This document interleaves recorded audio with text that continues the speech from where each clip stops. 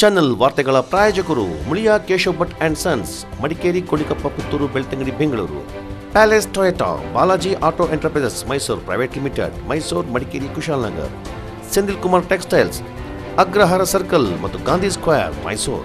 Sharada jewellery, ಕೊಡಗಿನ ಸಾಂಪ್ರದಾಯಿಕ ಆಭರಣಗಳ ವಿಶಾಲ ಮಳಿಗೆ, Aras road, Mysuru. Shri turbulence, Shri Mysuru sports, Aras road, Mysuru. A to Z supermarket, Vishwamanava double road, Mysuru. Police arcade, Siddharthanagara, Mysuru. Coorg Swarnabhoomi resort, Kudlur, Kushalnagar.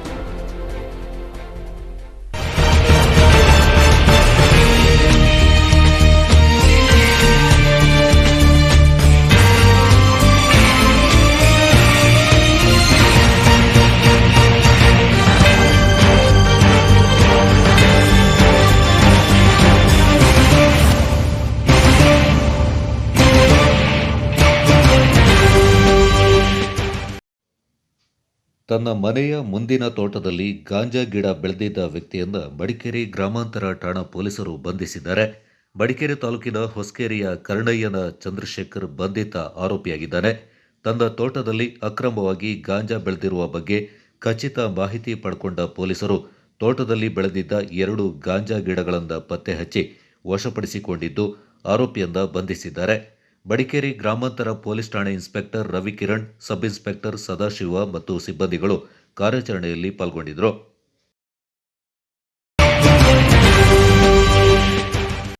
ಅಧಿಕಾರಿಗಳನ್ನು ಬಳಸಿಕೊಂಡು ಕಾಂಗ್ರೆಸ್ಸಿಗರನ್ನ ಹತ್ತಿಕ್ಕುವ ಪ್ರಯತ್ನವನ್ನ ಶಾಸಕ ಅಪ್ಪಚ್ಚು ರಂಜನ್ ಮಾಡ್ತಾ ಇದ್ದಾರೆ ಅಂತ ಜಿಲ್ಲಾ ಕಾಂಗ್ರೆಸ್ ಪ್ರಮುಖ ವಿಪಿ ಶಶಿಧರ್ ಆರೋಪಿಸಿದ್ದಾರೆ.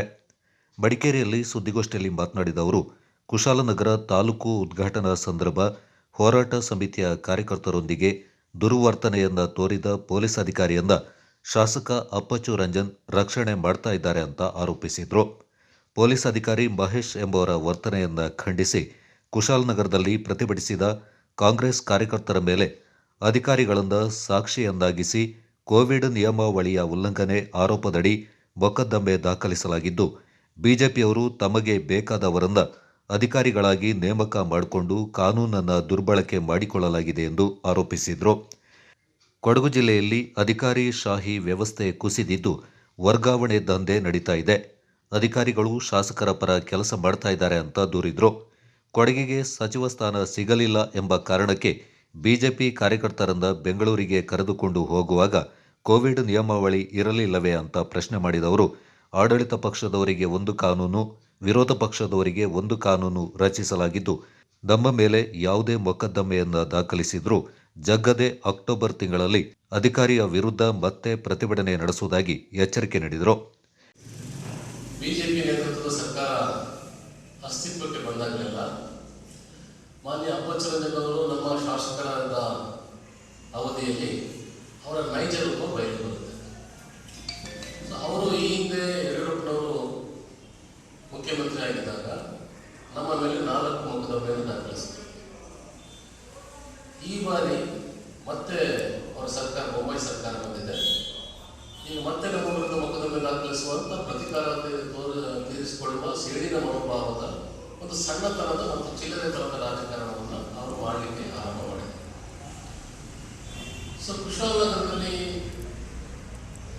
ಅಲ್ಲಿ ಕಾರ್ಯನಿರ್ವಹಿಸುತ್ತಿರುವಂತಹ ವೃತ್ತ ನಿರೀಕ್ಷಕರಾದ ಮಹೇಶ್ ಅವರು ದಬ್ಬಾಳಿಕೆ ಮೂಲಕ, ಅಕ್ರಮ ಸಂಪಾದನೆಯ ಮೂಲಕ ಮತ್ತು ಭ್ರಷ್ಟಾಚಾರ, ಇಕ್ಕಿಲ್ಲದ ಭ್ರಷ್ಟಾಚಾರದ ಮೂಲಕ ಬಹಳ ದೊಡ್ಡ ಪ್ರಮಾಣದ ಆಸ್ತಿಯನ್ನು ಸಂಪಾದನೆ ಮಾಡಿದ್ದಾರೆ. ಅವರು ಮನೆ ಕಟ್ಟಿಸಿಕೊಂಡಿರುವುದಕ್ಕೆ ಬಹುಶಃ ಕೋಟಿಗಟ್ಟಲೆ ಆಗ್ತದೆ. ಈ ಸಂಬಂಧವಾಗಿ ಸಾರ್ವಜನಿಕ ವಲಯದಲ್ಲಿದ್ದಂಥ ಮಡುಗಟ್ಟಿದ ಆಕ್ರೋಶಗಳಿಗೆ ನಿಂತು ಅದಕ್ಕೆ ನಾವು ಧ್ವನಿಯಾದ. ಆ ಧ್ವನಿಯಾದಂಥದನ್ನ ನಮ್ಮ ಅಪ್ಪಚ್ಚರವರು ಏಕೆ ಸಹಿಸಿಕೊಳ್ತಿಲ್ಲ ಗೊತ್ತಿಲ್ಲ. ಮಹೇಶ್ ಅವರ ಮುಂದಿನ ಕೂಸು ಈ ಹಿಂದೆ ಸವಾಲು ಪಡೆಯಲಿಕ್ಕಾದ್ರೂ ಕೂಡ ಅವರ ಬಹಳ ಗೌರವದಿಂದ ಅಲ್ಲಿ ಸಬ್ ಇನ್ಸ್ಪೆಕ್ಟರ್ ಆಗಿ ಕರೆಸ್ಕೊಂಡಿದ್ರು. ಮತ್ತೆ ಈ ಸರ್ಕಾರ ಬಂದಾಗ ಕುಶಾಲನಗರಕ್ಕೆ ವೃತ್ತ ನಿರೀಕ್ಷಕರಾಗಿ ಕರೆಸ್ಕೊಂಡಿದ್ದಾರೆ. ಈಗಾಗಲೇ ಆ ಸಂಬಂಧವಾಗಿ ಹಲವು ದೂರುಗಳನ್ನು, ಹೋರಾಟಗಳನ್ನು ಮಾಡಿದ್ದಾರೆ. ಅಲ್ಲಿ ನಮಗೆ ಪ್ರತ್ಯಕ್ಷವಾಗಿ ಅವರ ಭ್ರಷ್ಟಾಚಾರದ ಪ್ರತೀಕವಾಗಿ ಕಂಗೊಳಿಸಲಿಕ್ಕೆ ಅವರು ಕಟ್ಟಿರುವಂಥ ಮನೆ ಇದೆ. ಆ ಮನೆಗೆ ಉಪಯೋಗಿಸಿರುವಂಥ ಮರಮಟ್ಟೆಗಳು ಕೋಟ್ಯಾಂತರ ರೂಪಾಯಿ ಆಗಿದೆ. ಈ ಸಂಬಂಧವಾಗಿ ACB ಮತ್ತು ಲೋಕಾಯುಕ್ತ ಕೂಡ ಖಾಸಗಿ ದೂರುಗಳು ಈಗಾಗಲೇ ಸಲ್ಲಿಕೆ ಆಗಿದೆ. ಅವರ ದುರ್ವರ್ತನೆಯ ವಿರುದ್ಧ SP ಕೂಡ ದೂರು ನೀಡಿದ್ದು ಅದನ್ನು ವಿಚಾರಣೆ ಮಾಡ್ತೀವಿ ಅಂತ ಹೇಳುವ ಒಂದು ವಿಚಾರಣೆಯನ್ನು ಸಾಂಕೇತಿಕವಾಗಿ ಮಾಡಿ ವಿಲಾಸಪಟ್ಟಿ DSP ಮೂಲಕ ವಿಚಾರಣೆ ಮಾಡಿ ಆ ದೂರಿನಲ್ಲಿ ಏನು ಸತ್ಯಾಂಶಗಳಿಲ್ಲ ಅಂತೇಳಿ ಅವರನ್ನು ರಕ್ಷಿಸುವಂಥ ಪ್ರಯತ್ನ. ಕೆಪಿಸಿಸಿ ಪ್ರಮುಖರಾದ ಕೆಪಿ ಚಂದ್ರಕಲಾ ಮಾತನಾಡಿ, ಹೋರಾಟದ ಹಿನ್ನೆಲೆಯಲ್ಲಿ ತಾಲೂಕು ರಚನೆಗೊಂಡಿದ್ದು, ಇದರಲ್ಲಿ ಬಿಜೆಪಿ ಕೊಡುಗೆ ಏನು ಅಂತ ಪ್ರಶ್ನೆ ಮಾಡಿದರು. ಸೌಜನ್ಯಕ್ಕೂ ಹೋರಾಟಗಾರರಿಗೆ ಅಭಿನಂದನೆ ಸಲ್ಲಿಸದ ಶಾಸಕರು ಉದ್ಘಾಟನೆ ಸಂದರ್ಭ ನಮ್ಮನ್ನ ಹೊರಕಳುಹಿಸುವ ಕೆಲಸ ಮಾಡಿದ್ದಾರೆ. ಇದಕ್ಕೆ ಶಾಸಕರೇ ನೇರ ಕಾರಣ ಅಂತ ಚಂದ್ರಕಲಾ ಆರೋಪಿಸಿದರು. ಕಾಂಗ್ರೆಸ್ ಆಡಳಿತ ಅವಧಿಯಲ್ಲಿ ಕೊಡಗಿಗೆ ಸಾಕಷ್ಟು ಅನುದಾನವನ್ನು ನೀಡಲಾಗಿದೆ. ಆದರೆ ಬಿಜೆಪಿಯ ಇಬ್ಬರು ಶಾಸಕರಿದ್ದರೂ ಕೊಡಗಿನ ಅಭಿವೃದ್ಧಿ ಕುಂಠಿತಗೊಂಡಿದೆ. ಆದರೂ ಶಾಸಕರಿಗೆ ಜೈಕಾರ, ಕಾಂಗ್ರೆಸ್ಗೆ ಧಿಕ್ಕಾರ ಕೂಗಲಾಗ್ತಾ ಇದೆ ಎಂದು ಅಸಮಾಧಾನ ವ್ಯಕ್ತಪಡಿಸಿದರು. ಬಿಜೆಪಿಯವರಿಗೆ ಗೊತ್ತಿರೋದು ಎರಡೇ ಮಾತು, ಈ ಕಾಂಗ್ರೆಸ್ಸಿಗೆ ಧಿಕ್ಕಾರ, ಶಾಸಕರಿಗೆ ಜೈಕಾರ. ಈ ಜಿಲ್ಲೆಯಲ್ಲಿ ಅಷ್ಟೇ ನಡೀತಾರೆ, ಬೇರೆ ಏನೂ ಇಲ್ಲ. ಎಲ್ಲಿ ನೋಡಿ ಶಾಸಕರಿಗೆ, ಅದು ಮಡಿಕೇರಿ ಶಾಸಕರಿಗೆ ಹೆಚ್ಚು, ಯಾಕೆಂತ ಹೇಳಿದ್ರೆ ಹೆಚ್ಚು ಕೆಲಸ ಮಾಡ್ತಿಲ್ಲಲ್ಲ, ಅವ್ರಿಗೆ ಜೈಕಾರ, ಕಾಂಗ್ರೆಸ್ಗೆ ಧಿಕ್ಕಾರ. ಕಾಂಗ್ರೆಸ್ ಇಷ್ಟೆಲ್ಲ ಕೆಲಸ ಮಾಡಿದಕ್ಕೆ ಇವತ್ತು ಕಾಂಗ್ರೆಸ್ ಧಿಕ್ಕಾರ ಹೋಗೋದು. ನಾವೆಲ್ಲ ಇದು ಆಕ್ಚುಲಿ ಉಲ್ಲಂಘನೆ ಮಾಡಿರೋದು. ಶಾಸಕರಿಗೆ ನೇರವಾಗಿ ಹೇಳ್ತಾರೆ, ತಾಕತ್ತಿದ್ರೆ ನನ್ನ ಎದುರುಗಡೆ ಕಳಿಸ್ಬೋದಿತ್ತು. ಶಶಿಧರನ್ನ ಎರಡು ಪೊಲೀಸ್ ಕಳಿಸ್ಬಿಟ್ಟು ಆಚೆ ಹಾಕುವಂತ ಕಳಿಸಿದ್ರು. ಇದು ನೈತಿಕತೆ ಅವ್ರು ಹೇಳಲಿಕ್ಕೆ. ಇವತ್ತು ನಾನು ಹೇಳ್ತೀನಿ, ನಾವು ಸಾರ್ವಜನಿಕವಾಗಿ ಕೆಲಸ ಮಾಡೋರು, ನಾವು ಬೀದಿ ಹೋಗೋರಲ್ಲ, ಅಥವಾ ನಾವು ಅಲ್ಲಿ ಕುಚ್ಚರಿಗೆ ಓಡಾಡೋರಲ್ಲ. ನಾನಿರ್ಬೋದು, ಶಶಿಧರ ಇರ್ಬೋದು, ನಮ್ಮ ಫ್ರೆಂಡ್ಸ್ ಅದರ್ಸ್ ಇರ್ಬೋದು. ನಮಗೆಲ್ಲ ಒಂದು ಮಾನವೀಯತೆ ಇಟ್ಕೊಂಡು ರಾಜಕಾರಣ, ನಾವು ಇವತ್ತು ತಿಳ್ಕೊಂಡೆ 33 ವರ್ಷ ನಾವು ರಾಜಕಾರಣ ಮಾಡಿದ್ದೀವಿ. ಈ ಹಿನ್ನೆಲೆಯಲ್ಲಿ ನಾನು ಮಾತಾಡ್ತಾ ಇರೋದು. ಯಾಕಂತ ಹೇಳಿದ್ರೆ ನೇರವಾಗಿ ಶಾಸಕರು ನಮ್ಮನ್ನು ಆಚೆ ಕಳಿಸಿದ್ದಾರೆ, ನೇರವಾಗಿ ನಮ್ಮನ್ನ ಕೇಸ್ ದಾಖಲೆ ಮಾಡಿದ್ದಾರೆ. ಇವತ್ತು ಇಷ್ಟೆಲ್ಲ ತಾಲೂಕು ಆಗ್ಬೇಕು ಅಂತ ಹೇಳಿದ್ರೆ ಅವ್ರದ್ದು ಒಂದೇ ಒಂದು ನಯಾ ಪೈಸಾ ಕಾಂಟ್ರಿಬ್ಯೂಷನ್ ಇಲ್ಲ. ನಯಾ ಪೈಸಾ ಕಾಂಟ್ರಿಬ್ಯೂಷನ್ ಧೈರ್ಯವಾಗಿ ಹೇಳ್ತಾರೆ, ನೀವೆಲ್ಲ ಕರೆದು ಕೇಳಿ ಏನ್ ಕಾಂಟ್ರಿಬ್ಯೂಷನ್ ಇದೆ ಅಂತ. ಇಷ್ಟೆಲ್ಲ ಮಾಡಿದ್ಮೇಲೆ ನಾವು ಈ ತಾಲೂಕನ್ನ ಘೋಷಣೆ ಮಾಡಿದ್ವಿ. ನಮ್ಮ ಸರ್ಕಾರ ಸಿದ್ದರಾಮಯ್ಯನವರು, ಕುಮಾರಣ್ಣ ಇರ್ಬೇಕಾದ್ರೆ, ಕುಮಾರಸ್ವಾಮಿ ಅವರು ಇರ್ಬೇಕಾದ್ರೆ ಇದನ್ನ ಘೋಷಣೆ ಮಾಡಿ ತಂದಿದ್ವಿ. ಇವತ್ತು ಪನ್ನಂಪೇಟೆ ಇರ್ಬೋದು, ಹುಷಾರಾಗಬೇಕು. ನಮ್ಮ ಕಾಂಟ್ರಿಬ್ಯೂಷನ್ ಇದೆ, ನಮ್ಮ ನೋವು ಇದೆ, ನಮ್ಮ ಒಂದೊಂದು ಬೆವ್ ಮನಿ ಇದೆ. ವಾರಕ್ಕೆ 2 ಸಲ ನಾವು ಬ್ಯಾಗ್ ಹೊಡ್ಸ್ಬಿಟ್ಟಿದ್ದೀವಿ. ಸುಮ್ಮನೆ ಓಡ್ ಬರಲಿಲ್ಲ, ನಡ್ಕೊಂಡ್ ಬರಲಿಲ್ಲ ತಾಲೂಕು. ಇವತ್ತು ನಮ್ಮ ಕೇಸ್ ದಾಖಲೆ ಮಾಡಿದ್ರೆ ನಮ್ಗೇನು ಭಯ ಇಲ್ಲ. ಅಟ್ಲೀಸ್ಟ್ ಈ ಕೊಡಗು ಜನತೆಗೆ ಗೊತ್ತಾಗಲಿ ಅಂತ ಹೇಳ್ಬಿಟ್ಟು ಪ್ರೆಸ್ ಕರೆದಿದ್ದೀವಿ ಅಷ್ಟೇ, ಬೇರೆ ಯಾವ ಉದ್ದೇಶ ಇಲ್ಲ. ಈ ಕೇಸ್ಗೆಲ್ಲ ನಾವು ಹೆದರೋದು ಇಲ್ಲ. ನಮಗೂ ಗೊತ್ತಿದೆ, ಕೋರ್ಟ್ ಮೂಲಕ ನಾವು ಹೋಗ್ತೀವಿ. ಒಂದು 20 ರೂಪಾಯಿ, 100 ರೂಪಾಯಿ ಕಟ್ಟಿದ್ರೆ ಅಲ್ಲಿ ಪೊಲೀಸ್ ಸ್ಟೇಷನ್ ಕ್ಯಾನ್ಸಲ್ ಆಗಿರೋದು. ವಿ ಡೋಂಟ್ ವಾಂಟ್, ನಮಗೆ ಕೋರ್ಟ್ ಮೂಲಕನೇ ಆಗಲಿ. ಇಷ್ಟೆಲ್ಲ ಕಾಂಗ್ರೆಸ್ ಕಾರ್ಯಾಧ್ಯಕ್ಷ ಧರ್ಮಜ ಉತ್ತಪ್ಪ ಮಾತನಾಡಿ, ಕುಶಾಲನಗರ ತಾಲೂಕು ಉದ್ಘಾಟನೆ ಸಂದರ್ಭ ಅಧಿಕಾರಿಗಳು ವರ್ತಿಸಿದ ರೀತಿಯಿಂದ ನೋವುಂಟಾಗಿದ್ದು, ಶಾಸಕ ಅಪ್ಪಚ್ಚು ರಂಜನ್ ಅವರ ನಿರ್ದೇಶನದ ಮೇಲೆ ಅಧಿಕಾರಿಗಳು ದುರ್ವರ್ತನೆ ತೋರಿದ್ದಾರೆ ಅಂತ ಆರೋಪಿಸಿದರು. ಕೊಡವರ ಸಂಸ್ಕೃತಿಯ ಪ್ರತೀಕವಾಗಿರುವ ಕೋವಿಯ ಹಕ್ಕಂದ ಕೊಡವರು ಹೊಂದಿದ್ದಾರೆ ಅಂತ ಹೈಕೋರ್ಟ್ ನೀಡಿರುವ ಆದೇಶ ಸ್ವಾಗತಾರ್ಹವಾಗಿದ್ದು, ಕೋವಿಯಿಂದ ಪೂಜಿಸುವ ಕೊಡಗಿನ ಜನರಿಗೆ ಸಂದ ಗೌರವ ಅಂತ ಧರ್ಮಜ ಉತ್ತಪ್ಪ ಹರ್ಷ ವ್ಯಕ್ತಪಡಿಸಿದರು. ಅಲ್ಲದೆ ಕಾನೂನು ಹೋರಾಟದಲ್ಲಿ ಭಾಗಿಯಾದ ಎಲ್ಲ ವಕೀಲರಿಗೆ ಧನ್ಯವಾದ ಸಲ್ಲಿಸಿದರು.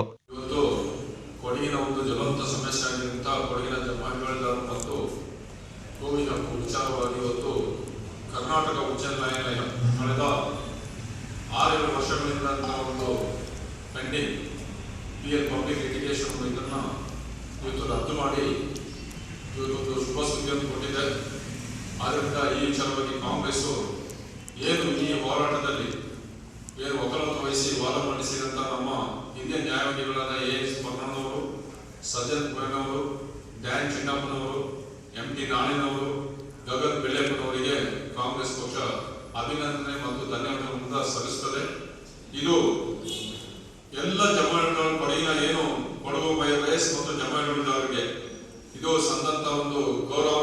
ಕಳೆದ ತಲಾಂತರ ವರ್ಷಗಳಿಂದ ಏನು ಕೊಡಗಿನ ಜಮಾಯಿಗಳವರು ಮತ್ತು ಕೊಡವರು ಏನು ಕೋವಿಯನ್ನು ದೇವರನ್ನು ಪೂಜಿಸಿಕೊಂಡು ರಕ್ಷಿಸಿಕೊಂಡು ಬಂದಂತ ಒಂದು ಅವರ ಹಕ್ಕಾಗಿದ್ದನ್ನ ಇವತ್ತು ಮಾನ್ಯ ಹೈಕೋರ್ಟ್ ಆ ಅರ್ಜಿಯನ್ನು ರದ್ದು ಮಾಡಿ ಇವತ್ತು ಕೊಡಗಿನ ಜನರಿಗೆ ಒಂದು ಶುಭ ಸುದ್ದಿಯನ್ನು ಕೊಟ್ಟಿದೆ. ಗೋಷ್ಠಿಯಲ್ಲಿ ಕೆಪಿಸಿಸಿ ಸಂಯೋಜಕ ನಂದಕುಮಾರ್ ಪಾಲ್ಗೊಂಡಿದ್ದರು.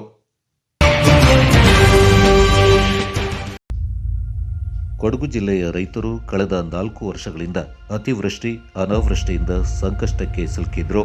ಈ ವರ್ಷವಾದರೂ ಶುಂಠಿ ಬೆಳೆದು ಆರ್ಥಿಕವಾಗಿ ಚೇತರಿಕೆ ಕಾಣುವ ಕನಸು ಕಂಡಿದ್ದ ರೈತ ಶುಂಠಿ ಬೆಳೆಗೆ ಬೆಲೆ ಇಲ್ಲದೆ ಸಾಲ ಸೋಲ ಮಾಡಿ ಖರ್ಚು ಮಾಡಿದ ಹಣ ಸಿಕ್ಕದೆ ಜಿಲ್ಲೆಯ ರೈತರು ಕಂಗಾಲಾಗಿದ್ದಾರೆ. ದಕ್ಷಿಣ ಕೊಡಗಿನ ಕೆಲವು ಭಾಗಗಳಲ್ಲಿ ಮಾತ್ರ ಹೆಚ್ಚು ವಾಣಿಜ್ಯ ಬೆಳೆ ಕಾಫಿ, ಮೆಣಸು ಬೆಳೆದು ಲಾಭ ಪಡಿತಾ ಇದ್ದರು. ಆದರೆ ಜಲಪ್ರವಾಹದಿಂದ ಬೆಳೆ ಕೈಗೆ ಸಿಕ್ಕದೆ ನಷ್ಟವಾಗಿತ್ತು. ಬಯಲು ಪ್ರದೇಶವಾದ ಕುಶಾಲನಗರ ಸೋಮರ್ಪೇಟೆ ಭಾಗದಲ್ಲಿ ಶುಂಠಿ ಬೆಳೆ ಬೆಳೆದು ಈ ವರ್ಷವಾದರೂ ಕೃಷಿ ಮಾಡಿ ಆದಾಯ ಗಳಿಸುವ ಆಶೆಯನ್ನ ಇಟ್ಟಿದ್ರು. ಆದರೆ ಶುಂಠಿ ಬೆಳೆಯಲು ಆದಾಯ ಗಳಿಸಲು ಸಾಧ್ಯವಾಗಿಲ್ಲ. ಕುಶಾಲನಗರ ಭಾಗದಲ್ಲಿ ಹೆಚ್ಚು ಶುಂಠಿ ಬೆಳೆದಿದ್ರೂ 4 ವರ್ಷಗಳು ಯಾವುದೇ ಆದಾಯವಿಲ್ಲ. ಇದನ್ನೇ ನಂಬ್ಕೊಂಡು 10 ವರ್ಷದಿಂದ ಬೆಳೆ ಮಾಡ್ತಾಯಿದ್ದೀವಿ ಈ ಕಳೆದ ಸಲ ಕಡಿಮೆ ಆಯಿತು ರೈಟು ಅಂದ್ಬಿಟ್ಟು ಎಲ್ಲ ಒಂದು 2 ಎಕರೆ ಶುಂಠಿ ಮಾಡ್ದು. ಈ ಸಲ ರೈಟಿಂದ ಏನೂ ಆಯ್ತಿಲ್ಲ ಲೇಬರ್ಸ್ ಇದು ಕೂಲಿ ಪ್ರೀತೆ, ಅದರಿಂದ ರೈತರುಗಳು ಏನು ಮಾಡೋಕ್ಕಾಗೋದಿಲ್ಲ ಇದೊಂದು ನೋಡಿ ರೈಟಿಗೆ ಸರ್ಕಾರನೇ ಇದು ಮಾಡಿಕೊಡ್ಬೇಕು ತುಂಬ ಸಂಕಷ್ಟದಲ್ಲಿದ್ದೀವಿ ರೈತರುಗಳು. ಇದನ್ನೇ ನಂಬ್ಕೊಂಡು ಬದುಕ್ತಾಯಿದ್ದೀವಿ. ನೀವೇನೋ ಒಂದು ದಾರಿ ಮಾಡಿದ್ರೆ ನಾವೊಂದು ರೈತರುಗಳು ಉಳಿಬೋದು, ಇಲ್ಲಾಂದರೆ ಏನೂ ಆಗೋದಿಲ್ಲ ಇದರಲ್ಲಿ. ಬೇರೆ ಜಮೀನೆಲ್ಲ ಮಾಡಿರೋದು 30,000 40,000 ಎಕರೆಗೆ, ನೀರೆಲ್ಲ ಸೇರಿ 50,000. ಸ್ವಲ್ಪ ನೀವೇ ಒಂದು ದಾರಿ ತೋರಿಸ್ಬೇಕು ಇದಕ್ಕೆ. ಕಳೆದ ವರ್ಷದಿಂದ ಎಲ್ಲ ಒಳ್ಳೆ ಬೆಲೆ ಇತ್ತು ಇದಕ್ಕೆಲ್ಲ. ಈಗ ಇಷ್ಟು ದಡೀರ್ನ ಕುಸ್ತೋಗ್ಬಿಟ್ಟಿದೆ. 400 ರೂಪಾಯಿ ಬಂದು ಇಳಿದಿದೆ. ಕಳೆದ ಸಲ 1,800 ರೂಪಾಯಿ ಎಲ್ಲ ಬೆಲೆ ಇತ್ತು. ಈಗೇನು ಕೇಳೋರೇ ಇಲ್ಲ. ಯಾವ ಬೆಲೆ ಆದರೂ ಅಷ್ಟೇ ರೈತರು ಅಂತಾರೆ, ಏನು ರೈತರಿಗೆ ಏನಿಲ್ಲ ಆಯ್ತಾಯಿಲ್ಲ. ಈಗ ಆದಾಯ ಮಾಡೋಣ ಅಂತ ಪಾಳು ಬಿದ್ದ ಜಮೀನನ್ನು ಪಡೆದು ಬ್ಯಾಂಕ್ನಲ್ಲಿ ಸಾಲ ಮಾಡಿ ಶುಂಠಿ ಹಾಕಿದ್ರು. ಶುಂಠಿ ಚೆನ್ನಾಗಿ ಬೆಳೆದು ಮಾರಾಟಕ್ಕೆ ಸಿದ್ಧಗೊಂಡಿದೆ. ಆದರೆ ಕೊರೋನಾ ಸಂಕಷ್ಟದಿಂದ ಶುಂಠಿ ಬೆಳೆಗೆ ಬೆಲೆ ಕಡಿಮೆಯಾಗಿದೆ. 3 ವರ್ಷಗಳಿಂದ ಮಳೆ ಹೆಚ್ಚಾಗಿ ಬೆಳೆದ ಬೆಳೆಯೆಲ್ಲ ರೋಗ ಬಂದು ನಷ್ಟವಾಗ್ತಾ ಇತ್ತು. ಆಗ ಬೆಲೆ ಹೆಚ್ಚು ಇರ್ತಾ ಇತ್ತು. ಈ ವರ್ಷ ಮಳೆ ಕಡಿಮೆಯಾಗಿದೆ, ಫಸಲು ಚೆಂದಾಗಿದೆ, ಆದರೆ ಬೆಲೆ ಇಲ್ಲದಾಗಿದೆ. ಈಗ ರೈತರು ಖರ್ಚು ಮಾಡಿದ ಹಣ ಸಿಕ್ಕದೆ ರೈತರು ಕಣ್ಣೀರು ಹಾಕುವಂತಾಗಿದೆ. ನಾನು ಅಣ್ಣಯ್ಯ ಅಂತೇಳಿ ಈ ಕೂಡ್ಗೆ ಭಾಗದ ಒಬ್ಬ ರೈತನಾಗಿ ಇವತ್ತು ಇಲ್ಲಿ ನಾವು ಬೆಳೆದಂಥ ಬೆಳೆಗಳು ಏನಾಗಿದೆ ನೋಡ್ತಾ ಇದ್ದೀರಾ ನೀವು. ನಮಗೆ 4 ಎಕರೆ ಜಮೀನಿದೆ. ಜಮೀನಲ್ಲಿ ನಾವು ಸ್ಟಾರ್ಟಿಂಗಲ್ಲೇ ಜೋಳ ಹಾಕಿದ್ವಿ. ಜೋಳ ಹಾಕಿದಾಗ ಏನಾಯಿತು ಅಂತ ಹೇಳಿದ್ರೆ ಮಳೆ ಬಂದು ಒಂದು ಮಳೆ ಬಂತು, ಮತ್ತು ಸ್ವಲ್ಪ ಟೈಮ್ ಮಳೆ ಬರಲಿಲ್ಲ. ಹಾಗಾಗಿ ಜೋಳ ಎಲ್ಲ ಹಾಳಾಗಿ ಪುನಃ ನಾವು ಶುಂಠಿಗಳನ್ನು ಹಾಕಿದ್ವಿ. ಶುಂಠಿ ಏನಾಯಿತು, ಶುಂಠಿಗೆ ಬೆಳೆ ಇದೆ ಅಂತ ಬೆಳೆಗೆ ರೇಟ್ ಇದೆ ಅಂತೇಳಿ ಕಳಿಸರಿ ಒಂದು 5-6 ವರ್ಷದ ಹಿಂದೆ ಒಂದು ಚೀಲಕ್ಕೆ ಒಂದು 4,000 ರೂಪಾಯಿವರೆಗೂ ರೇಟ್ ಇತ್ತು. ಈಗ ಏನಾಗಿದೆ ಅಂದರೆ ಎಲ್ಲ ಕಡೆ ಅದನ್ನೇ ಬೆಳೆನ ಬೆಳಿಲಿಕ್ಕೆ ಅದು ರೇಟ್ ಬರ್ತದೆ. ಶುಂಠಿ ಬೆಳೆ ಮುಂದೆ ರೈತರಿಗೆ ಸಹಕಾರ ಆಯ್ತದೆ ಅಂತ ಹೇಳಿ ಅದನ್ನೇ ಎಲ್ಲರೂ ಕೂಡ ಬೆಳಿಲಿಕ್ಕಾದ್ವಿ. ಈಗ ನೋಡಿದ್ರೆ 350 ಚೀಲಕ್ಕೆ 350 ರೂಪಾಯಿ ಬಂದಿದೆ. ರೈತ ಇವತ್ತು ನಿಜವಾಗ್ಲೂ ಕೂಡ ಭಾರಿ ಸಂಕಷ್ಟದಲ್ಲಿದ್ದಾನೆ. ಈಗ ನಾವು ನೋಡ್ತೀವಿ ಎಲ್ಲಿ ಹೋದರೂ ರೇಟ್ ಸಿಗ್ತಾಯಿಲ್ಲ. ಇದನ್ನು ಏನು ಮಾಡಬೇಕು ಅಂತ ನಮ್ಗೆ ಗೊತ್ತಾಗ್ತಿಲ್ಲ. ಭಾಳಷ್ಟು ಸಾವಿರಾರು ಲಕ್ಷಾಂತರ ರೂಪಾಯಿ ಖರ್ಚು ಮಾಡಿ ಜಮೀನಿಗೆ ಈಗ ಶುಂಠಿ ಬೆಳೆ ಬೆಳೆದಿದ್ವಿ. ಮತ್ತು ಗೆಣಸು ಬೆಳೆ ಬೆಳೆದರೂ ಕೂಡ ಕೆಜಿಗೆ 1 ರೂಪಾಯಿ 2 ರೂಪಾಯಿ ಮಾರುಕಟ್ಟೆಯಲ್ಲಿ ಸರಿಯಾದ ಬೆಲೆ ಸಿಗ್ತಾಯಿಲ್ಲ.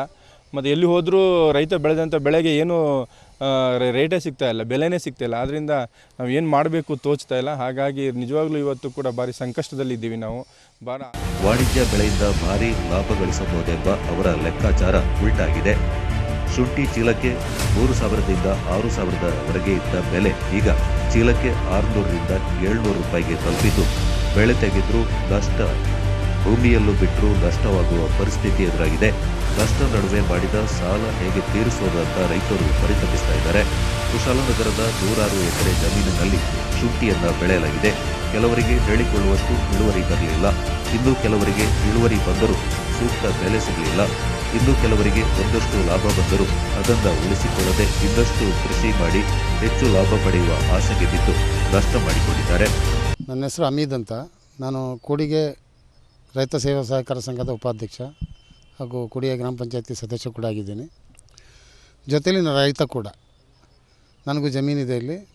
ನಾವು ಇಲ್ಲಿ ಕೊಡಗಿನಲ್ಲಿ ಈ ಭಾಗದಲ್ಲಿ ಹೆಚ್ಚಿಗೆ ನಾವು ಜೋಳ, ಶುಂಠಿ, ಗೆಣಸು, ಕೆನೆ, ಕೆಸ ಈ ಥರದ ಬೆಳೆಯನ್ನು ಬೆಳೆಯುವಂಥ ಒಂದು ವ್ಯವಸ್ಥೆನ ರೂಢಿಸ್ಕೊಂಡಿದ್ದೀವಿ. ಈ 2-3 ವರ್ಷಗಳಿಂದ ಈಚೆ ಏನಾಗಿದೆ ಅಂತ ಹೇಳಿದ್ರೆ ನಾವು ಯಾವುದೇ ಬೆಳೆ ಬೆಳೆದ್ರೂ ನಮಗೆ ಆ ಬೆಳೆಗೆ ಬೆಲೆನೇ ಸಿಗ್ತಾಯಿಲ್ಲ. ಗೆಣಸು ಬೆಳೆದ್ರೂ ಬೆಲೆ ಸಿಗ್ತಾಯಿಲ್ಲ, ಕೆನೆ ಬೆಳೆದ್ರೂ ಸಿಗ್ತಾಯಿಲ್ಲ, ಕೆಸ ಬೆಳೆದ್ರೂ ಸಿಗ್ತಾಯಿಲ್ಲ. ಈಗ ಶುಂಠಿ ಬಂದಿದೆ. ಶುಂಠಿಗೆ ಒಂದು ಮೂಟೆಗೆ 350 ರೂಪಾಯಿಂದ 400 ರೂಪಾಯಿ ಕೇಳ್ತಾ ಇದ್ದಾರೆ. ಒಂದು ಮೂಟೆ ಶುಂಠಿ ಕೀಳಬೇಕು ಅಂದರೆ 400 ರೂಪಾಯಿ ಖರ್ಚಾಗುತ್ತೆ ನಮಗೆ. ಬರೀ ಕಿತ್ತು ಕೊಡಲಿಕ್ಕೆ ಒಬ್ಬ ಕೂಲಿಯವನಿಗೆ 400 ರೂಪಾಯಿ ಖರ್ಚಾಗುತ್ತೆ. ನಾವು ಅದನ್ನು ಯಾವ ಥರ ಜೀವನ ಮಾಡೋದು ಅಂತಲೇ ಗೊತ್ತಾಗ್ತಿಲ್ಲ. 1 ಎಕರೆ ಶುಂಠಿ ಮಾಡ್ಬೇಕಾದ್ರೆ 1.5ರಿಂದ 2 ಲಕ್ಷ ರೂಪಾಯಿ ನಮಗೆ ಖರ್ಚಾಗಿದೆ. ಈಗ ಶುಂಠಿ ಕಿತ್ತರೆ ನಮಗೆ ಸಿಗೋದೇ 40ರಿಂದ 50 ಸಾವಿರ ರೂಪಾಯಿ ದುಡ್ಡು. 1.5 ಲಕ್ಷ ರೂಪಾಯಿ ಕೈಯಿಂದ ಹೋಗುತ್ತೆ. ಈ ಒಂದು ಪರಿಸ್ಥಿತಿ ನಿರ್ಮಾಣ ಆಗಿದೆ. ನಮಗೆ ನಮ್ಮ ಸರ್ಕಾರದವ್ರು ಮಾಡಬೇಕಾಗಿದೆ ಅಂತಂದರೆ ಏನು ವೆಜಿಟೇಬಲ್, ನಾವೇನು ತರಕಾರಿ ಬೆಳೆನ ಈ ಥರದ ಬೆಳೆನ ಬೆಳಿತೀವಿ, ನಮಗೆ ನಿಜವಾಗ್ಲೂ ಅವರು ಅದಕ್ಕೆ ಪ್ರೋತ್ಸಾಹನ ಕೊಡಬೇಕು. ಏನು ಬೆಲೆ ಇದೆ ಆ ಪ್ರೋತ್ಸಾಹನಕ್ಕೆ ಅವ್ರು ತೊಗೊಂಡು ಹೋಗ್ಬೇಕು. ಯಾಕೆಂದರೆ ನಾವು ತರಕಾರಿನ ಸ್ಟಾಕ್ ಇಡಲಿಕ್ಕೂ ಆಗೋದಿಲ್ಲ. ಇಲ್ಲಿ ಕಿತ್ತಿಡೋಣ, ಬೆಲೆ ಬಂದಾಗ ಕೊಡೋಣ ಅಂತ ಹೇಳೋಂಥ ವ್ಯವಸ್ಥೆನೂ ಇಲ್ಲ. ಆ ಬೆಳೆ ಬಂದಾಗಲೇ ಕಿತ್ತು ಕೊಡೋಂಥ ವ್ಯವಸ್ಥೆ ಇದೆ. ಈಗ ಶುಂಠಿ ಎಲ್ಲ ಬಂದಿದೆ, ಜಾಸ್ತಿ ದಿವಸ ಬಿಟ್ಟರೆ ಅದು ಕೊಳ್ತೋಗುತ್ತೆ. ಶುಂಠಿ ಕೃಷಿ ಮಾಡಿ ಉದ್ಧಾರವಾದವರ ಸಂಖ್ಯೆ ಕಡಿಮೆನೆ. ಆದರೂ ಪ್ರತಿ ವರ್ಷವೂ ಆಶಾಭಾವನೆಯಿಂದಲೇ ಕೃಷಿ ಮಾಡುತ್ತಲೇ ಬರುವ ರೈತರು ಅದೊಂದು ಕೀಳುವ ವೇಳೆಗೆ ದರ ಕಡಿಮೆಯಾಗಿ ನಷ್ಟ ಅನುಭವಿಸುವುದು ಮಾಮೂಲಿಯಾಗಿದೆ. ಒಟ್ನಲ್ಲಿ ಜಿಲ್ಲೆಯ ರೈತರು ಮಳೆಯಿಂದ ಒಂದು ತರ ಕಷ್ಟವನ್ನು ಅನುಭವಿಸಿದ್ರೆ ಬೆಲೆ ಇಲ್ಲದೆ ಮತ್ತೊಂದು ತರಹದ ಕಷ್ಟವನ್ನು ಅನುಭವಿಸುವಂತಾಗಿದೆ.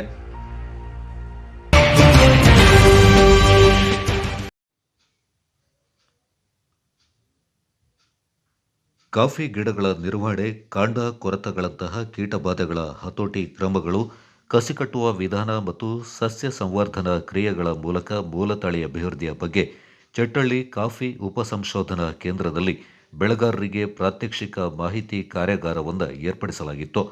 ಸ್ವಾತಂತ್ರ್ಯ ಮಹೋತ್ಸವದ ಅಂಗವಾಗಿ ಕಾಫಿ ಸಂಶೋಧನಾ ಕೇಂದ್ರಗಳಲ್ಲಿ 75 ದಿನಗಳವರೆಗೆ ವಿವಿಧ ಕಾರ್ಯಕ್ರಮಗಳನ್ನು ಆಯೋಜನೆ ಮಾಡಲಾಗ್ತಾ ಇದೆ. ಕೋವಿಡ್ ನಿಯಮದಂತೆ ನಿಯಮಿತ ಸಂಖ್ಯೆಯ ಬೆಳೆಗಾರರು, ತೋಟದ ಮೇಲ್ವಿಚಾರಕರಿಗೆ ಕಾಫಿ ತೋಟದ ಬಗ್ಗೆ ಮಾಹಿತಿ ನೀಡುವುದೇ ಈ ಕಾರ್ಯಾಗಾರದ ಮುಖ್ಯ ಉದ್ದೇಶವೆಂದು ಚಟ್ಟಳ್ಳಿ ಕಾಫಿ ಉಪಸಂಶೋಧನಾ ಕೇಂದ್ರದ ಉಪನಿರ್ದೇಶಕರಾದ ಡಾಕ್ಟರ್ ಜಾರ್ಜಿಯನ್ಎಲ್ ತಿಳಿಸಿದ್ದಾರೆ. ಕಾಫಿ ಮಂಡಳಿಯ ಜಂಟಿ ನಿರ್ದೇಶಕರಾದ ಡಾಕ್ಟರ್ JS ನಾಗರಾಜ್ ಹಾಗೂ ಮಣ್ಣು ವಿಭಾಗದ ವಿಜ್ಞಾನಿ ರಜೀಬ್ ಪಾಟಿಯವರು ಮಾತನಾಡಿ, ಮಣ್ಣಿನ ಗುಣಮಟ್ಟ ಉತ್ತಮವಾಗಿದ್ದರೆ ಮಾತ್ರ ಉತ್ತಮ ಇಳುವರಿಯನ್ನು ಪಡೆಯಲು ಸಾಧ್ಯ. ನಿರಂತರ ಸುರಿಯುವ ಮಳೆಯಿಂದಾಗಿ ಮಣ್ಣಿನಲ್ಲಿ ಕ್ಯಾಲ್ಸಿಯಂ, ಮೆಗ್ನೀಷಿಯಂ, ಸೋಡಿಯಂ ವ್ಯತ್ಯಾಸಗೊಂಡು ಮಣ್ಣಿನ ಸಾರ ಕಡಿಮೆಯಾದರೆ ಬೆಳೆಗಳಿಗೆ ಹಲವು ರೋಗಗಳು ಬರುವ ಸಾಧ್ಯತೆ ಇದೆ. ಮಣ್ಣಿನ ಪರೀಕ್ಷೆ ಮಾಡಿಸುವುದು ಅತಿ ಮುಖ್ಯವಾಗಿದೆ. ಕಳಪೆ ಗೊಬ್ಬರದ ಬಗ್ಗೆ ಎಚ್ಚರ ವಹಿಸಬೇಕೆಂದರು. Inside the soil is there, we have to take it out. Then scraping from top to down.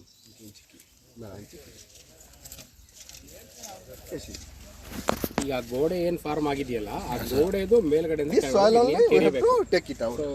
ಕೆಳಗಡೆ ಇರೋ ಮಣ್ಣನ್ನು ಬೇಡ, ಮೇಲ್ಗಡೆ ಇರೋ ಮಣ್ಣನ್ನು ಬೇಡ ನಮಗೆ. Like that, each pit at least minimum half kg soil we have to take it. So suppose 20 pits we have taken means 10 kg it will come. That 10 kg, suppose just imagine this is 10 kg soil. Okay.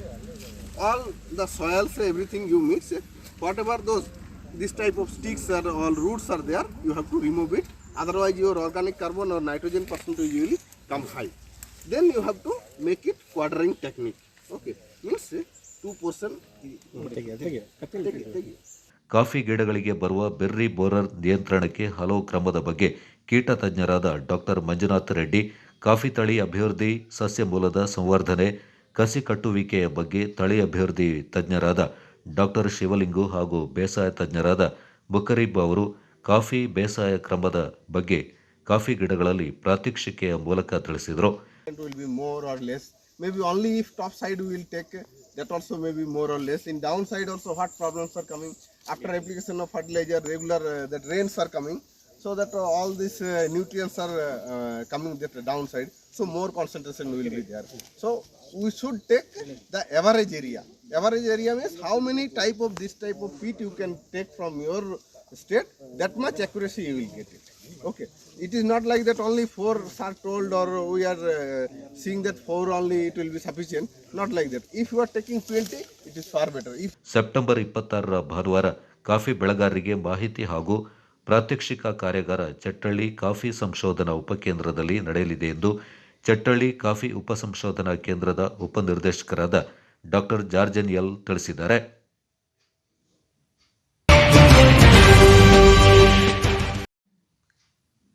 Madikeri ನಗರದಲ್ಲಿ ಬೀದಿ ನಾಯಿಗಳ ಹಾವಳಿ ಹೆಚ್ಚಾಗಿದೆ. ದ್ವಿಚಕ್ರ ವಾಹನ, auto rickshaw ಹಾಗೂ ಪಾದಚಾರಿಗಳ ಮೇಲೆ ಎರಗುತ್ತಿರುವ ನಾಯಿಗಳಿಂದ ಆತಂಕ ಎದುರಾಗಿದೆ ಎಂದು ನಗರಸಭಾ ಸದಸ್ಯ MU ಮುಸ್ತಫಾ ತಿಳಿಸಿದ್ದಾರೆ. ಬೀದಿ ನಾಯಿಗಳ ಹಾವಳಿಯಿಂದ ನಿಯಂತ್ರಿಸುವಂತೆ ಒತ್ತಾಯಿಸಿ ನಗರಸಭಾ ಪೌರಾಯುಕ್ತ ರಾಮದಾಸ್ ಅವರಿಗೆ ಮನವಿ ಪತ್ರ ಸಲ್ಲಿಸಿ ಮಾತನಾಡಿದ ಅವರು, ಅನಾಹುತಗಳು ಸಂಭವಿಸುವ ಮೊದಲು ಕ್ರಮ ಕೈಗೊಳ್ಳಬೇಕೆಂದು ಒತ್ತಾಯಿಸಿದರು. ರಾತ್ರಿ ಹಗಲೆನ್ನದೇ ಎಲ್ಲ ಬಡಾವಣೆಗಳಲ್ಲಿ ಗುಂಪು ಗುಂಪಾಗಿ ಓಡಾಡ್ತಾ ಇರುವ ಬೀದಿ ನಾಯಿಗಳು ಮಕ್ಕಳ ಮೇಲೆ ದಾಳಿ ಮಾಡಲು ಮುಂದಾಗ್ತಾ ಇವೆ. ದ್ವಿಚಕ್ರ ವಾಹನ ಚಾಲಕರು ಜೀವ ಕೈಯಲ್ಲಿಡಿದು ಸಂಚರಿಸಬೇಕಾದ ಪರಿಸ್ಥಿತಿ ಇದೆ. ಶಾಲೆಗಳು ಕೂಡ ಆರಂಭಗೊಂಡಿದ್ದು ವಿದ್ಯಾರ್ಥಿಗಳ ಓಡಾಟಕ್ಕೆ ಅಡಚಣೆಯಾಗಿದೆ. ಆದ್ದರಿಂದ ನಗರಸಭೆ ಪ್ರತಿ ವರ್ಷದಂತೆ ಈ ಬಾರಿ ಕೂಡ ನಾಯಿಗಳಿಗೆ ಸಂತಾನ ನಿಯಂತ್ರಣ ಶಸ್ತ್ರಚಿಕಿತ್ಸೆ ಮಾಡಿಸಬೇಕೆಂದು ಮತ್ತು ಎಲ್ಲ ಬೀದಿ ನಾಯಿಗಳನ್ನು ಸ್ಥಳಾಂತರಿಸಬೇಕೆಂದು ಮುಸ್ತಫಾ ಒತ್ತಾಯಿಸಿದ್ದಾರೆ.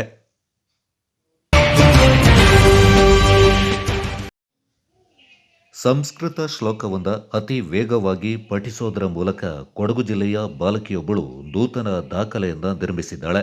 ಕೊಡಗು ಜಿಲ್ಲೆ ಪೊನ್ನಪೇಟೆ ತಾಲೂಕಿನ ಬಾಳಲೆ ಗ್ರಾಮದ ಪಡಮಾಡ ಗಿರೀಶ್ ಮಾಚಯ್ಯ ಹಾಗೂ ದಿವ್ಯಾ ದಂಪತಿಯ ಮಗಳಾದ ಓಮಿಶಾ ಪೊಂದಕ್ಕ ಈ ದಾಖಲೆ ನಿರ್ಮಿಸಿದ ಪುಟ್ಟ ಬಾಲಕಿ.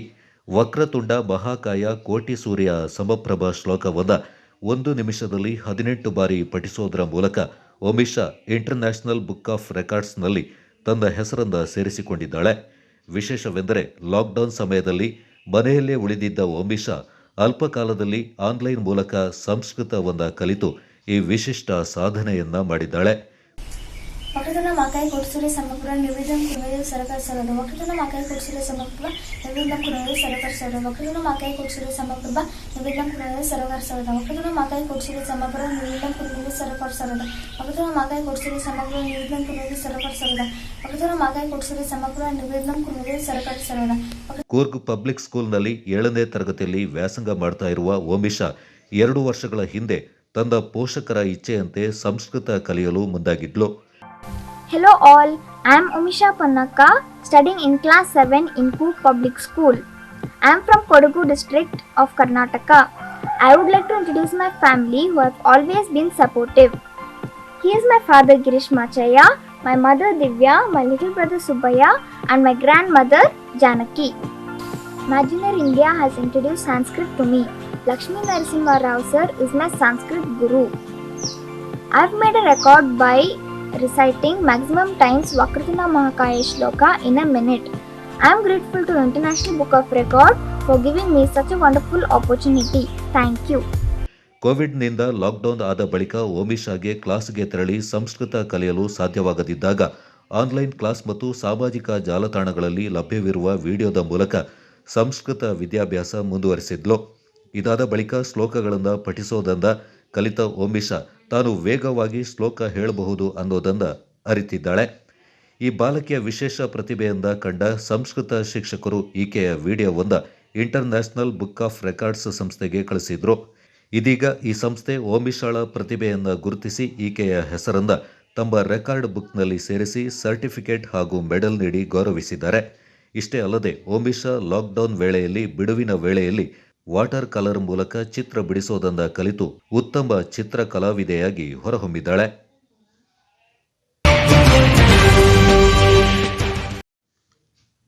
ಕೊಡಗು ಜಿಲ್ಲಾ ಲೇಖಕ ಮತ್ತು ಕಲಾವಿದರ ಬಳಗದ ವತಿಯಿಂದ ಮಡಿಕೇರಿಯ ಪತ್ರಿಕಾ ಭವನದಲ್ಲಿ ಸಾಹಿತಿ ಡಾಕ್ಟರ್ ಜೆ ಸೋಮಣ್ಣ ಅವರ 4 ಕೃತಿಗಳ ಬಿಡುಗಡೆ ಸಮಾರಂಭವನ್ನು ಆಯೋಜಿಸಲಾಗಿತ್ತು. ಅಶ್ವತ್ಥರ ಕಥಾ ಸಾಹಿತ್ಯ ಪುಸ್ತಕವೊಂದ ಅನಾವರಣಗೊಳಿಸಿ ಮಾತನಾಡಿದ ಹಿರಿಯ ಸಾಹಿತಿ ಪ್ರೊಫೆಸರ್ ಕಾಳೇಗೌಡ ನಾಗವರ, ಕೊಡಗು ಜಿಲ್ಲೆ ಹಲವಾರು ವಿಚಾರಗಳಲ್ಲಿ ಕರ್ನಾಟಕಕ್ಕೆ ಆದರ್ಶಪ್ರಾಯವಾಗಿದೆ. ಪಶ್ಚಿಮ ಘಟ್ಟ ಸಾಲಿನಲ್ಲಿ ಬರುವ ಕೊಡಗಿಗೆ ಮಹಾತ್ಮ ಗಾಂಧೀಜಿಯವರು ಭೇಟಿ ನೀಡಿದ ಸಂದರ್ಭ ಅವರಿಗೆ ತಮ್ಮ ಆಭರಣಗಳಿಂದ ತೆಗೆದುಕೊಡುವ ಮೂಲಕ ಹಿರಿಮೆ ತೋರಿದ ಕೊಡಗಿನ ಗೌರಮ್ಮ ನಿಬ್ಬೆರಗಾಗುವ ಅತ್ಯಮೂಲ್ಯ ಕಥೆಗಳನ್ನು ನೀಡಿದ್ದು ಜಾತ್ಯತೀತ ನಿಲುವನ್ನ ಸಾರಿದ ಮಹತ್ವದ ಸಾಹಿತಿಯಾಗಿದ್ದಾರೆ. ಇವರಂತೆಯೇ ಭಾರತಿ ಸುತ ಅವರು ಒಬ್ಬ ಶ್ರೇಷ್ಠ ಸಾಹಿತಿಯಾಗಿ ಗುರುತಿಸಿಕೊಂಡಿದ್ದಾರೆ. ಈ ನೆಲದ ಸಾಹಿತಿ ನಡಿಕೇರಿಯಂಡ ಚಿನ್ನಪ್ಪ ಅವರ ಪಟೋಲೆ ಪಳಂಬೆ ಶ್ರೇಷ್ಠ ಕೃತಿಯಾಗಿದೆ. ಅದರಲ್ಲೂ ಪಂಜೆ ಮಂಗೇಶರಾಯರ ಎಲ್ಲಿ ಭೂರಂಬೆ ದೇವಸನ್ನಿಧಿ ಎನ್ನುವ ಕೊಡಗಿನ ಕುರಿತ ಪದ್ಯ ಅತ್ಯಪೂರ್ವ. ಭಾರತದ ಇತರ ಯಾವುದೇ ಪ್ರದೇಶಕ್ಕೆ ಸಂಬಂಧಪಟ್ಟಂತೆ ಇಷ್ಟೊಂದು ಸೊಗಸಾದ ಸಾಹಿತ್ಯ ಮೂಡಿ ಬಂದಿಲ್ಲವೆಂದು ಹರ್ಷ ವ್ಯಕ್ತಪಡಿಸಿದರು. ಸಾರ್ವಜನಿಕ ಹೋರಾಟಗಾರರು, 2 ಬಾರಿ ಜಿಲ್ಲಾ ಪಂಚಾಯತ್ ಸದಸ್ಯರಾಗಿ ಜಿಲ್ಲಾ ಪರಿಷತ್ನಲ್ಲಿ ಛಾಪು ಮೂಡಿಸಿದಂತಹ ವ್ಯಕ್ತಿ KR ವಿದ್ಯಾಧರ್ ಅವರು ನಮ್ಮ ಜೊತೆ ಇದ್ದಾರೆ. ಸಾಹಿತಿಗಳು, ವಕೀಲರು, ಈಗ ಫೋಸ್ಕೋ ಕಾಯ್ದೆಯ ಸರ್ಕಾರಿ ವಕೀಲರು ಕೂಡ ಆಗಿದ್ದಾರೆ. VL ಲೋಕೇಶ್ ಅವರು ಜಿಲ್ಲೆಯ ಅತಿ ಹೆಚ್ಚು ಸದಸ್ಯರನ್ನು ಹೊಂದಿರುವಂತಹ ನಾರಾಯಣ ಗುರುಗಳ ತತ್ವ ಸಿದ್ಧಾಂತದ ಸಂಸ್ಥೆ ಕೊಡಗು SNDPಯ ಅಧ್ಯಕ್ಷರು, ಜೊತೆಗೆ ಜಿಲ್ಲಾ ಪಂಚಾಯಿತಿಯ ಮಾಜಿ ಅಧ್ಯಕ್ಷರಾದಂತಹ ಚಂದ್ರಕಲಾ ಮೇಡಮ್ ಅವರು ಇವತ್ತು ನಮ್ಮೊಂದಿಗಿದ್ದಾರೆ. ಅವರಿಗೆ ನಾನು ವಿಶೇಷವಾದ ಸ್ವಾಗತವನ್ನು ಬಯಸ್ತೇನೆ. ವ್ಯಕ್ತಪಡಿಸಿದರು.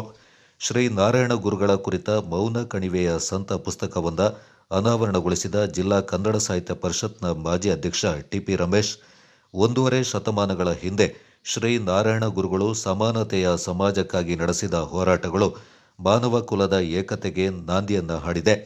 ಶೋಷಿತ ಸಮಾಜದ ಜನತೆಗೆ ಅರಿವಿನ ಬೆಳಕನ್ನು ನೀಡಿದ ಮಹಾನ್ ಚೇತನವೇ ಶ್ರೀ ನಾರಾಯಣ ಗುರುಗಳೆಂದು ಅಭಿಪ್ರಾಯಪಟ್ಟರು.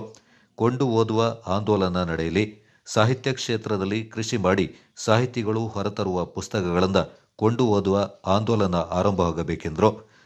ಶ್ರೀ ನಾರಾಯಣ ಗುರುಗಳ 160ನೇ ಜನ್ಮದಿನಾಚರಣೆಯನ್ನು ಇವತ್ತು ರಾಷ್ಟ್ರದ ಉದ್ದಗಲಕ್ಕೆ ಆಚರಣೆ ಆಗ್ತಾ ಇದೆ.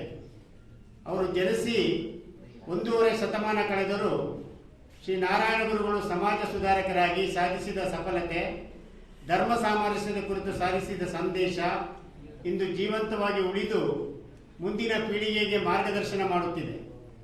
ವಿಶ್ವ ಮಾನವತೆಯನ್ನು ಬೋಧಿಸಿದ ಅವರ ಆಧ್ಯಾತ್ಮಿಕ ದರ್ಶನ, ಅವರ ಜೀವನ ಪ್ರತಿಮೆ ಈಗಲೂ ಇನ್ನಷ್ಟು ಕಾಲವು ಮಾನವ ಕುಲದ ಏಕತೆಗೆ ನಾಂದಿ ಹಾಡಿದೆ.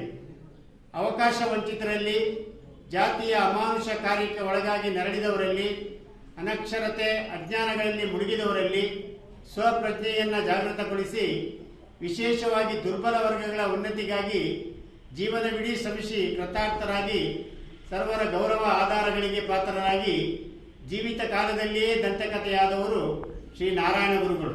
ಸಸಿಗೆ ನೀರೆರೆಯುವ ಮೂಲಕ ಕಾರ್ಯಕ್ರಮಕ್ಕೆ ಗಣ್ಯರು ಚಾಲನೆ ನೀಡಿದರು. ಜಿಲ್ಲಾ ಪಂಚಾಯತ್ನ ಮಾಜಿ ಸದಸ್ಯ ವಿಪಿ ಶಶಿಧರ್ ಗಿರಿಸೀಮೆಯ ಹಾಡು ಪಾಡು ಪುಸ್ತಕವೊಂದ, ವಕೀಲ ಹಾಗೂ ಸಾಹಿತಿಗಳಾದ ಕೆಆರ್ ವಿದ್ಯಾಧರ್ ಕನ್ನಡ ಸಾಹಿತ್ಯಕ್ಕೆ ಕೊಡಗಿನ ಕೊಡುಗೆ ಪುಸ್ತಕವೊಂದ ಅನಾವರಣಗೊಳಿಸಿದರು. ಈ ಸಂದರ್ಭ ಪ್ರಮುಖರಾದ ವಿಕೆ ಲೋಕೇಶ್, ಲಿಯಾಕತ್ ಅಲಿ, ಬಳಗದ ಅಧ್ಯಕ್ಷರಾದ ಎಂಪಿ ಕೇಶವ ಕಾಮತ್, ನಿರ್ದೇಶಕ ಅಂಬೇಕಲ್ ನವೀನ್, ಪ್ರಧಾನ ಕಾರ್ಯದರ್ಶಿ ವಿಲ್ಫ್ರೆಡ್ ಕ್ರಾಸ್ತಾ ಹಾಜರಿದ್ದರು.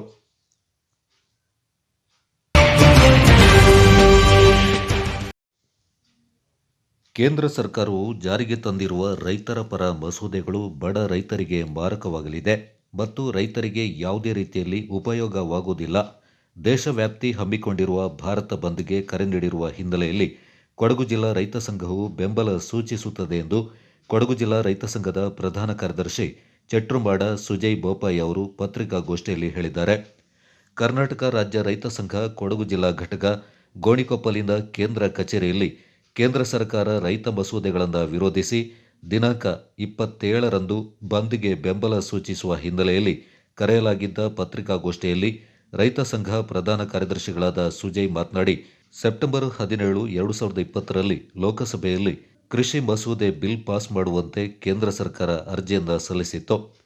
27ರಂದು ರಾಷ್ಟ್ರಪತಿಗಳಿಂದ ಅಂಗೀಕಾರ ದೊರೆತು ಬಿಲ್ ಜಾರಿಗೊಳಿಸಲಾದ ರೈತರ ಉತ್ಪಾದನೆ, ವ್ಯಾಪಾರ ಮತ್ತು ವಾಣಿಜ್ಯ ಪ್ರಚಾರ ಹಾಗೂ ಸೌಲಭ್ಯ ಮಸೂದೆ 2020, ರೈತರ ಸಬಲೀಕರಣ ಮತ್ತು ಸಂರಕ್ಷಣೆ, ಬೆಲೆ ಭರವಸೆ ಮತ್ತು ಕೃಷಿ ಸೇವೆಗಳ ಮಸೂದೆ, ಎಪಿಎಂಸಿ ಅಗತ್ಯ ವಸ್ತುಗಳ ಕಾಯ್ದೆ ತಿದ್ದುಪಡಿ ಮಸೂದೆ ಮತ್ತು ವಿದ್ಯುತ್ ಮಂಡಳಿಗಳ ಖಾಸಗೀಕರಣ ಮಾಡುವುದು ಹೀಗೆ 10 ಹಲವು ಮಸೂದೆಗಳ ಬಗ್ಗೆ ಸಾಧಕ ಬಾಧಕಗಳನ್ನು ಅವಲೋಕಿಸದೆ ಕೇಂದ್ರ ಸರ್ಕಾರವು ರೈತ ಮಸೂದೆಗಳನ್ನು ಜಾರಿಗೊಳಿಸಲು ಮುಂದಾಗಿರುವುದು ಮತ್ತು ಮಸೂದೆಗಳಿಂದ ರೈತರಿಗೆ ಯಾವುದೇ ರೀತಿಯಲ್ಲಿ ಪ್ರಯೋಜನಗಳು ಕಾಣುವುದಿಲ್ಲ.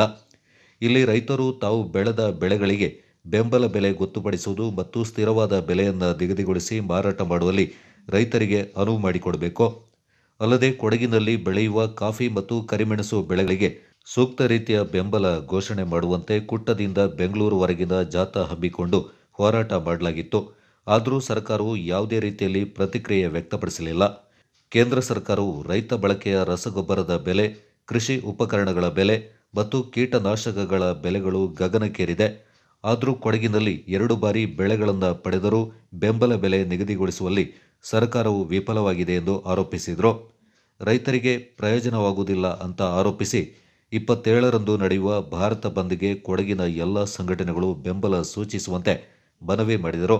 ರೈತ ಸಂಘ ಕೊಡಗು ಜಿಲ್ಲಾ ಸಂಚಾಲಕರಾದ ಪುಚ್ಚಿಮಾಡ ಸುಭಾಷ್ ಸುಬ್ಬಯ್ಯ ಅವರು ಮಾತನಾಡಿ, ಕೇಂದ್ರ ಮತ್ತು ರಾಜ್ಯ ಸರ್ಕಾರಗಳು ರೈತರ ಪರವಾಗಿ ನಿಲ್ಲದೆ ರೈತರಿಗೆ ಮಾರಕವಾಗುವಂತೆ ಮಸೂದೆಗಳನ್ನು ಜಾರಿಗೊಳಿಸಿ ರೈತರ ಬಾಳನ್ನ ಹಾಳು ಮಾಡುವ ತವಕದಲ್ಲಿದೆ. ಮಸೂದೆಗಳನ್ನು ಜಾರಿಗೆ ಮಾಡುವ ಮುನ್ನ ರೈತರ ಬಾಳಿಗೆ ಪೂರಕವಾಗುವ ಯೋಜನೆಗಳನ್ನು ರೂಪಿಸುವಂತಾಗಬೇಕು. ಕೇಂದ್ರ ಮತ್ತು ರಾಜ್ಯ ಸರ್ಕಾರಗಳು ಜಾರಿಗೆ ತಂದಿರುವ ಯೋಜನೆಗಳು ರೈತಾಪಿ ವರ್ಗಗಳಿಗೆ ಯಾವುದೇ ರೀತಿಯಲ್ಲಿ ಪ್ರಯೋಜನವಾಗುವುದಿಲ್ಲ ಅಂತ ಹೇಳಿದರು. ಅಲ್ಲದೆ ಜಿಲ್ಲಾ ಚೇಂಬರ್ ಆಫ್ ಕಾಮರ್ಸ್ ಒಳಗೊಂಡಂತೆ ಜಿಲ್ಲೆಯ ಎಲ್ಲ ರೈತರು ಬಂದ್ಗೆ ಬೆಂಬಲ ಸೂಚಿಸುವಂತೆ ಮನವಿ ಮಾಡಿದರು. ಫ್ಯಾಕ್ಟರಿ ಜಾಥಾವನ್ನು ಸಹ ಹಮ್ಮಿಕೊಂಡಿದ್ದೀವಿ.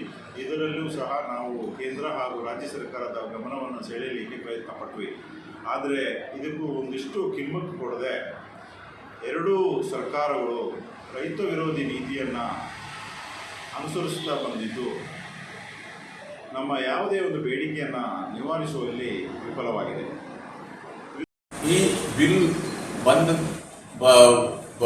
ಬಿಲ್ ಜಾರಿಗೆ ಬಂದಲ್ಲಿ ರೈತರಿಗೆ ತೊಂದರೆ ಆಗುವುದಂತೂ ಖಂಡಿತ. ಈ ಬಿಲ್ಲನ್ನು ಮಾರ್ಪಾಡುಗೊಳಿಸಲು ರೈತ ಸಂಘದ ರೈತರ ಒಂದು ಅಭಿಪ್ರಾಯವನ್ನು ಕೇಳಿ ಮಾಡುವುದರಲ್ಲಿ ಯಾವುದೇ ಒಂದು ಬೇಸರ ಇಲ್ಲ ಅಂತ ಹೇಳೋದು ನಮ್ಮಲ್ಲಿದೆ. ನಮ್ಮನ್ನು ಗೋಷ್ಠಿಯಲ್ಲಿ ತಾಲೂಕು ಅಧ್ಯಕ್ಷರಾದ ಭವಿಕುಮಾರ್, ಪೊನ್ನಂಪೇಟೆ ಹೋಬಳಿ ಅಧ್ಯಕ್ಷ ಆಲೆಮಾಡ ಮಂಜುನಾಥ್, ಬಾಯಂಬಡಿ ಸಂಚಾಲಕರಾದ ಪುಚ್ಚಿಮಾಡ ರಾಯ್ ಮಾದಪ್ಪ, ನೆಲ್ಲೂರು ಸಂಚಾಲಕ ತೀತಿರಮಾಡ ರಾಜ ಮತ್ತು ಪೊನ್ನಂಪೇಟೆ ಹೋಬಳಿಯ ಸಂಚಾಲಕ ಚೊಟ್ಟೆ ಕಾಳಪಂಡ ಮನು ಪಾಲ್ಗೊಂಡಿದ್ದರು.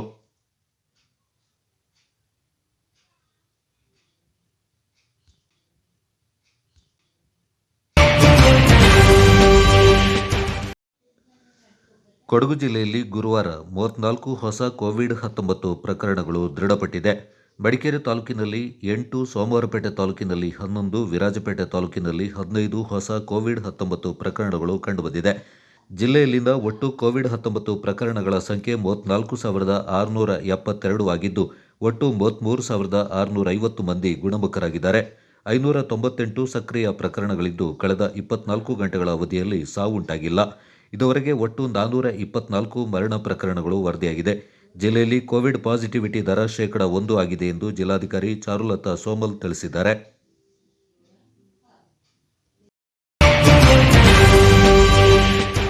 ಚಾನೆಲ್ ವಾರ್ತೆಗಳ ಪ್ರಾಯೋಜಕರು ಮುಳಿಯಾ ಕೇಶವ್ ಭಟ್ ಅಂಡ್ ಸನ್ಸ್, ಮಡಿಕೇರಿ, ಕೊಳಿಕಪ್ಪ, Puttur, Belthangady, Bengaluru. Palace Toyota, Balaji auto enterprises Mysuru private limited, Mysuru, Madikeri, Kushalnagar. Senthil Kumar textiles, Agrahara circle ಮತ್ತು ಗಾಂಧಿ ಸ್ಕ್ವೇರ್, ಮೈಸೂರು. ಶಾರದಾ ಜ್ಯುವೆಲರಿ, ಕೊಡಗಿನ ಸಾಂಪ್ರದಾಯಿಕ ಆಭರಣಗಳ ವಿಶಾಲ ಮಳಿಗೆ, Aras road, Mysuru. Shri turbulence, Shri Mysuru sports, Aras road, Mysuru. A to Z supermarket, Vishwamanava double road, Mysuru. Police arcade, Siddharthanagara, Mysuru. Coorg Swarnabhoomi resort, Kudlur, Kushalnagar.